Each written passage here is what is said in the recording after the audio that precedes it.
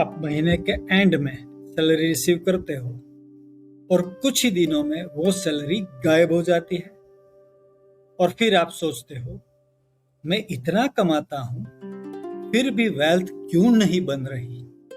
सच ये है, high salary और वेल्थ दोनों अलग चीजें हैं। इंडिया में लाखों प्रोफेशनल्स अच्छा अर्न करते हैं, लेकिन बहुत कम लोग एक्चुअल वेल्थ क्रिएट कर पाते हैं। डिफरेंस इनकम में नहीं होता, डिफरेंस हैबिट्स में होता है। आज मैं आपको वो 7 मनी हैबिट्स बताऊंगा जो एक नॉर्मल सैलरीड पर्सन को वेल्थ बिल्डर बना देती है। और अगर आप इन हैबिट्स को आज से अप्लाई करते हो, आपके फाइनेंशियल डायरेक्शन कंप्लीटली चेंज हो सकता है। हाय, मैं हूं ब्रिजेश परिक, चार्टर्ड वेल्थ मैनेजर और सेबी रजिस्टर्ड इन्वेस्टमेंट एडवाइजर। चलिए शुरू करते हैं पहली छोटी कहानी से। मेरा एक क्लाइंट था, सैलरी 1.5 लाख पर मंथ। दूसरा क्लाइंट, सैलरी 80,000। जब मैंने उनका फाइनेंशियल रिव्यू किया, जब वो मेरे पास आए, तो 80,000 वाले के पास ज्यादा वेल्थ थी। क्यों? क्योंकि उसने सिंपल हैबिट्स फॉलो की थी। पहला हैबिट, पे योरसेल्फ फर्स्ट। ज्यादा लोग इन्वेस्ट करते हैं जो बचता है।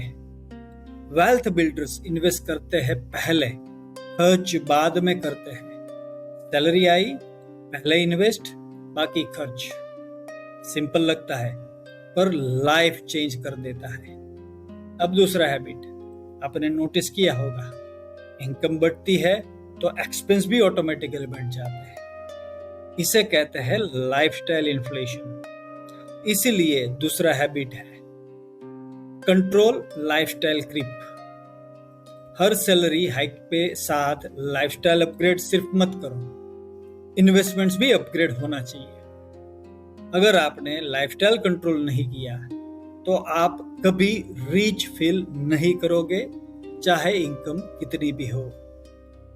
अब तीसरी हैबिट, एक प्रोफेशनल ने 10 साल तक एसआईपी चालू रखा। मार्केट अप डाउन होता रहा पर उसने एसआईपी कभी बंद नहीं की। रिजल्ट, वो करोड़पति बन गया बिना स्ट्रेस के। इसलिए तीसरा हैबिट है consistency over timing. Market timing से पैसा नहीं बनता, टाइम इन द मार्केट से बनता है। अब चौथा हैबिट, बहुत लोग इन्वेस्ट तो करते हैं पर बिना स्ट्रक्चर के। थोड़ा रैंडम इक्विटी, थोड़ा गोल्ड, थोड़ा एफडी, पर कोई क्लैरिटी नहीं। इसलिए चौथा हैबिट है एसेट एलोकेशन। कितना इक्विटी, कितना डेट, कितना रिस्क, ये पहले से डिसाइड होता है। इन्वेस्टमेंट्स बाद में आते हैं। अब पांचवा हैबिट, एक बार इन्वेस्टमेंट कर लिया फिर कभी रिव्यू नहीं किया, या फिर उल्टा हर वीक पोर्टफोलियो चेक करते रहते हैं। कुछ लोग तो डेली करते रहते हैं। सब गलत है। इसीलिए है पांचवा habit periodic review, not panic review. Systematically review करो, इमोशनली रिएक्ट मत करो। अब छठी कहानी, एक इन्वेस्टर ने मुझे बोला, सर मेरा पोर्टफोलियो अच्छा चल रहा है, मैं और रिस्क ले लेता हूं। मैंने पूछा, इमरजेंसी फंड है? नहीं। इंश्योरेंस है? नहीं। ये डेंजरस सिचुएशन है। इसलिए छठा हैबिट है प्रोटेक्ट बिफोर यू ग्रो।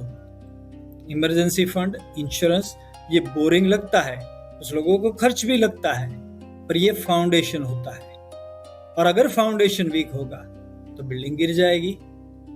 और अब सबसे पावरफुल हैबिट, सातवां habit, most people earn, spend, invest, लेकिन कभी सिस्टम नहीं बनाते। इसलिए सातवां हैबिट है हैव अ फाइनेंशियल सिस्टम। आपका पैसा कहाँ जा रहा है, कितना इन्वेस्ट हो रहा है, आपके गोल्स क्या है, ये सब क्लियर होना चाहिए।